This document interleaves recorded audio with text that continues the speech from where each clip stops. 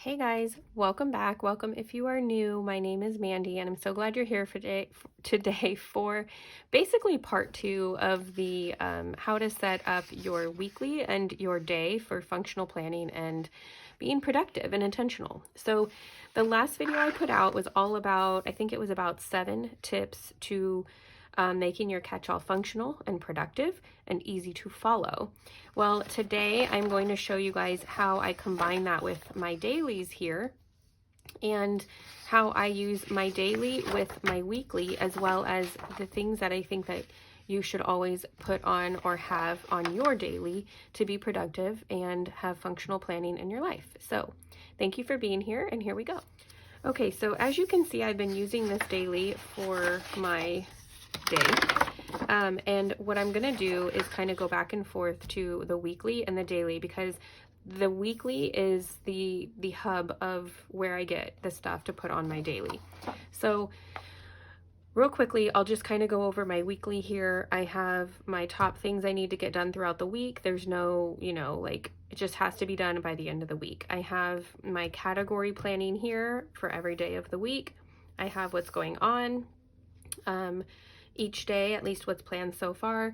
I have blocked my routines. I have kind of looked over my regular routines and assigned different things that I need to do for at least like either a few hours or just 1 hour, just depending on that time of day and how important some of those things are. I have a couple routine sections.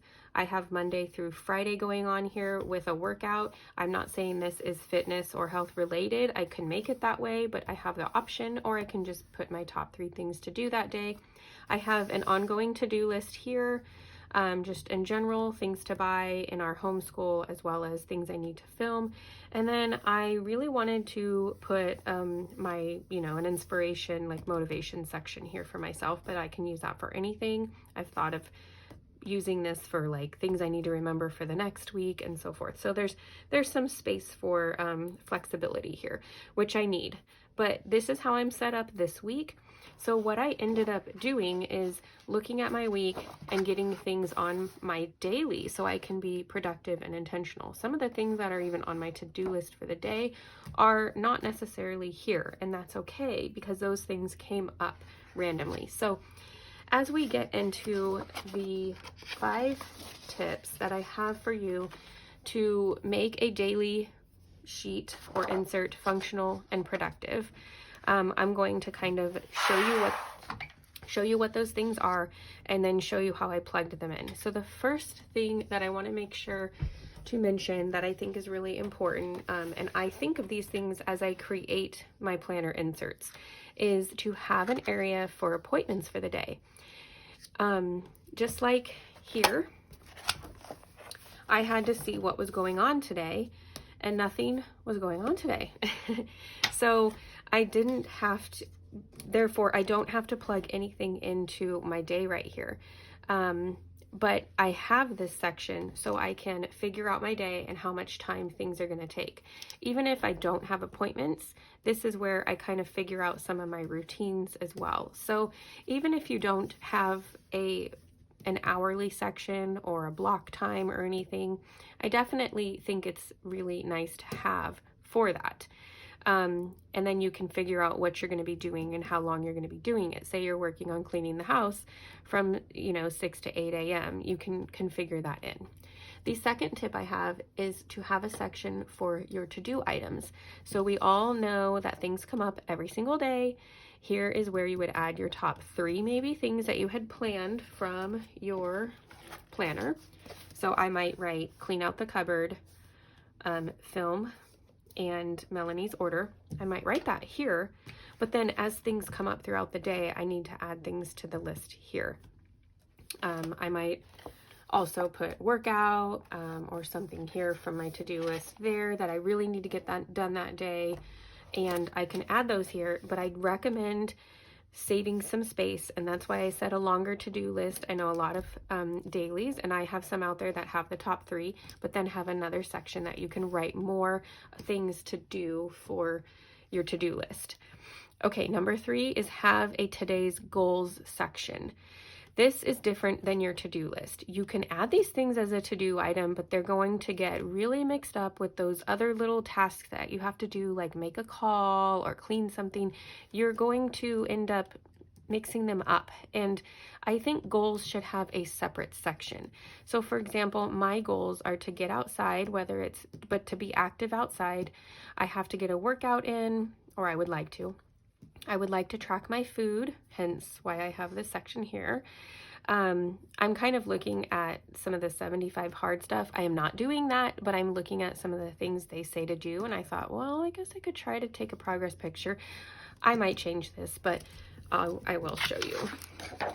I made a blank one, so this is just me typing that in for myself. Reading, I want to be reading, whether it's my Bible or one of my books, and I want to get in my water. So these are my goals. My other goals that aren't necessarily like for like health and fitness, I guess.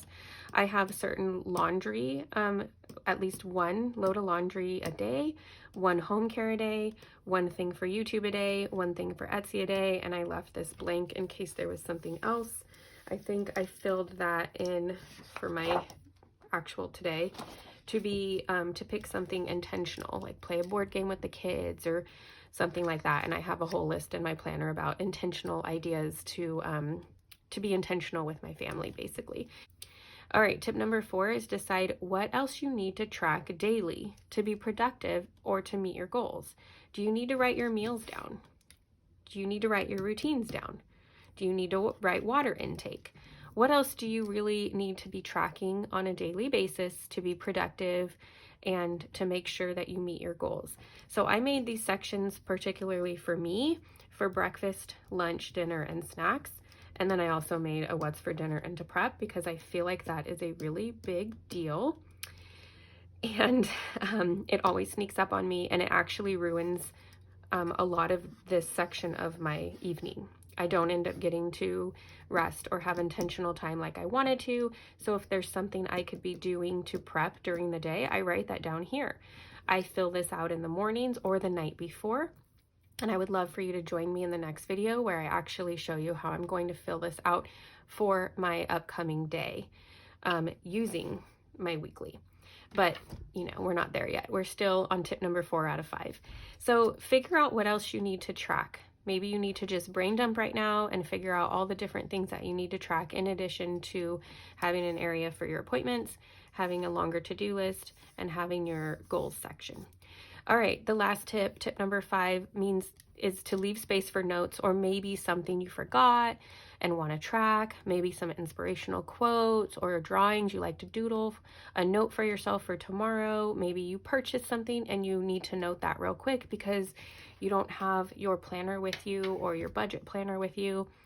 Anything that comes up that is not part of your daily. Now, this one doesn't have that because I particularly really like having my routines, but the one I'm using today does. It has this whole section right here. I told you guys as I make things, I try them out, and I'm definitely trying these out and I'm loving them, but I'm also going to try out whether I really want my routines or not, because so far today, this morning routine has helped me tremendously. I might actually just do a second one because my evening routine isn't so full. Because I try to be done with everything by dinner time, and then I'm with my family at that point. So even if I added another routine here, I would still have this little space here that I can add to. So I'll kind of show you my little tries here. So, but definitely leave some space for that. If this is too long of a to-do list, you can definitely have a little notation space here. Or, you know, if you like to keep this in your planner would hopefully have like a note page next to it or something. I actually like to bring this downstairs, my daily, wherever I'm kind of at. But if I did have it in my planner, I actually had it right here, and I do have a note page right next to it. So as I try these things out, I definitely see the need for these things, and that's why I'm bringing them up, because I think having a space for notes or anything random is important. If you find that you write a lot of notes, do a lot of doodles, have a lot of random things that come up, maybe make it bigger like this space.